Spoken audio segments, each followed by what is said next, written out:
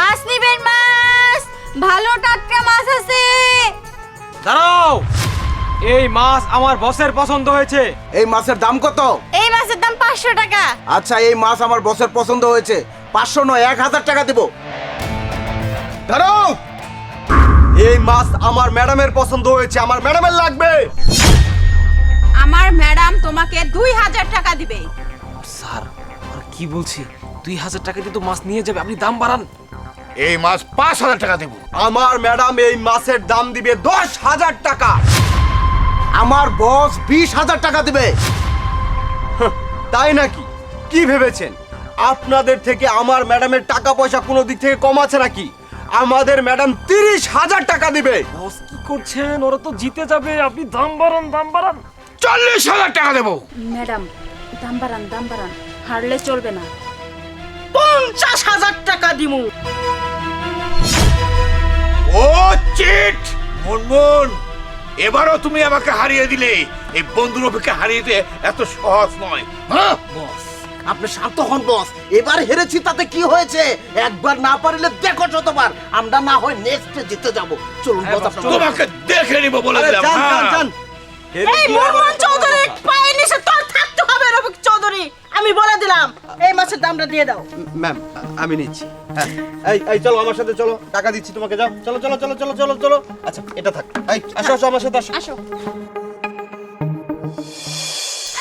50,000 টাকা, 50,000 টাকার আমার খুব দরকার ছিল। আল্লাহর কাছে লাখ লাখ শুকরিয়া, 50,000 টাকার জোগাড় হয়ে গেছে। এখন আমি আমার মায়ের চিকিৎসা করতে পারবো, আমার মা সুস্থ হয়ে যাব। আল্লাহ, জাগো উসিলায় আমি এই টাকাগুলো পাইছি, তাগো তুমি অনেক ভালো রাখো। যাই হোক, আজকের প্ল্যানটা আমাদের সাকসেস করতে পেরে অনেক ভালো লাগছে। আমরা যদি এই প্ল্যানটা না করতাম তাহলে কিন্তু ওকে সহযোগিতা করতে পারতাম না। ভাইয়া, শুধু তাই নয়, আমরা কিন্তু অভিনেতাদেরকে হার মানিয়ে ফেলেছি। আরে দেখতে হবে না ছেলে মেয়েদের কার, আমাদের দুইজনে। যোগ্য সন্তান আমার। আসসালামু আলাইকুম। ওয়ালাইকুম আসসালাম। আচ্ছা, আপনারা যদি কিছু মনে না করেন তাহলে একটা কথা জিগাই। জি বলেন। আপনারা কিছুক্ষণ আগে দেখলাম 200 টাকার মাছ না, ওইখানে 50,000 টাকা দিয়ে মাছগুলা কিনে নিলেন, আবার তর্কিও করলেন। কারণটা বুঝলাম না। ও তাহলে শোনো, মাছ নিবেন মাছ।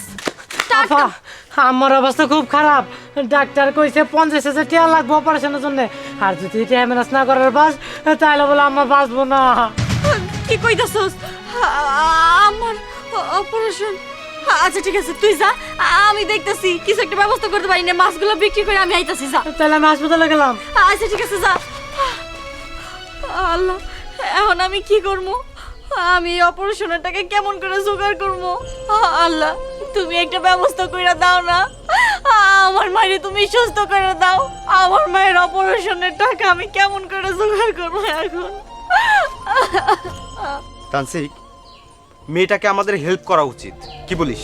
হ্যাঁ ভাই, আমার তো তাই মনে হয়। আচ্ছা, একটা কাজ করি, চল মেয়েটাকে আমরা টাকা দিই।